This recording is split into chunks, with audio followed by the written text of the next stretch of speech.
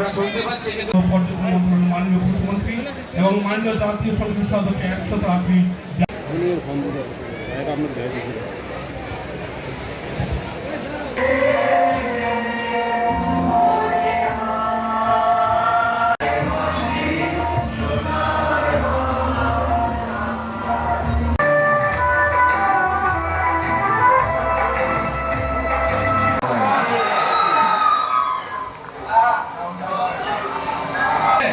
আপনারা অন্যান্য জেলায় আপনাদের কাছে গিয়েছে, ওখানে দেখা আছে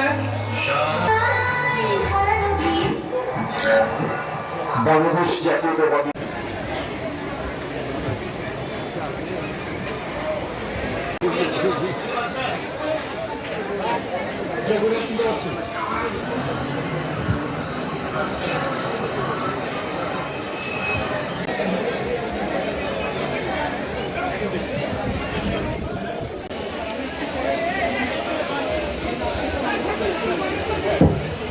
আমাদের আহত জওয়াতুর জেলা আরো 4টি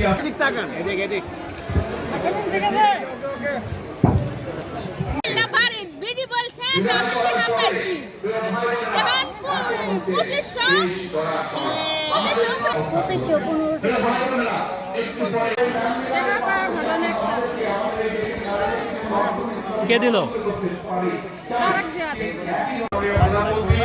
প্রতিশ্রুতি যে ফ্যামিলি কার্ডটা আমরা আজকে দিলাম, যারা পেল তারা প্রতি মাসে এই টাকাটা পাবে এবং এটা যতদিন তারা বেঁচে থাকবে ততদিন পাবে, তারা পেতেই থাকবে এটা। এবং এইভাবে আমরা সারা বাংলাদেশে প্রত্যেকটি মাকে আমরা ফ্যামিলি কার্ড দেব ইনশাআল্লাহ। আপনারা প্রধানমন্ত্রী যেটা বলেছেন আমরা শুনেছেন। আমি আন্তরিকভাবে দুঃখ প্রকাশ করছি, আমি আমাদের মুস্তাফিজুর ভাই এটা বক্তৃতা দিতে পারলেন না, রাত হয়ে গেছে। আমাদের নীলুফার চৌধুরী মনি মাননীয় এমপি বক্তৃতা দিতে পারলেন না। আমাদের প্রশাসক সাহেব জনাব সিরাজুল হক মন্ত্রী সাবেক, তিনি বক্তৃতা দিতে পারলেন না। বিশেষ করে আমাদের ভাই এই যে সুলতান মাহমুদ বাবু ইসলামপুরের এমপি মহোদয়, তিনিও বক্তব্য দিতে পারলেন না।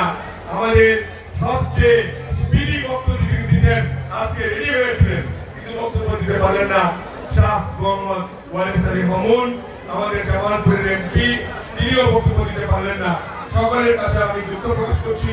আমার ছেলেও এসেছিল, আমাদের এই অনুষ্ঠান কিছু কথা বলার কথা ছিল।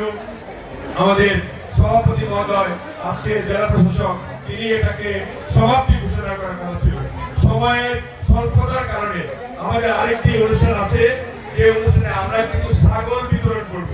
আমাদের যারা এই কষ্ট করে আমাদের এই আইন শৃঙ্খলা বাহিনী, পুলিশ বাহিনী যারা আমাদেরকে আজকে সুরক্ষিত রাখলেন, তাদেরকেও আমি ধন্যবাদ জানাই।